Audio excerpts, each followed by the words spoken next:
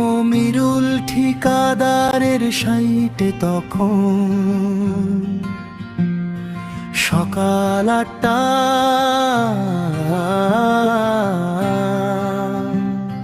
চারদিকে ইট বালি আর সিমেন্টের গন্ধ।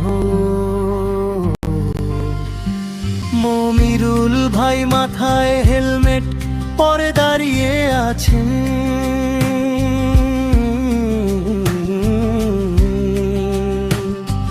পরখ করছেন আজকের কাজের নকশা। তার এক ডাকেই রাজমিস্ত্রি আর লেবার ভাইয়েরা যার যার কাজে নেমে পড়ল। কেউ বালি চালছে, কেউ সিমেন্ট মাখছে, আর কেউ দক্ষ হাতে ইটের পর ইট সাজিয়ে দেওয়াল তুলছে।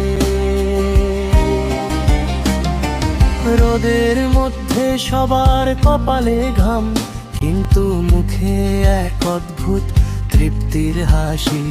মমিরুল ভাই সবার পিঠ চাপড়ে বললেন, সাবাস জওয়ানরা, আমাদের হাতের এই গাঁথুনি যেন 100 বছর শক্ত থাকে।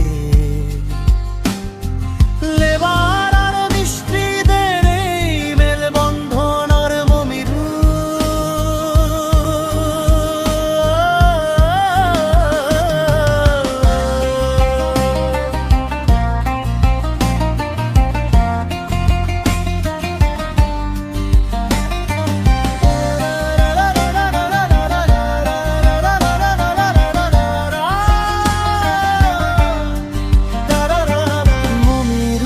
ঠিকাদারের সততা,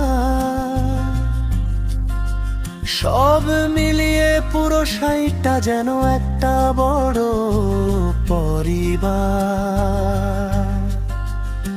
যারা প্রতিদিন ঘাম ঝরিয়ে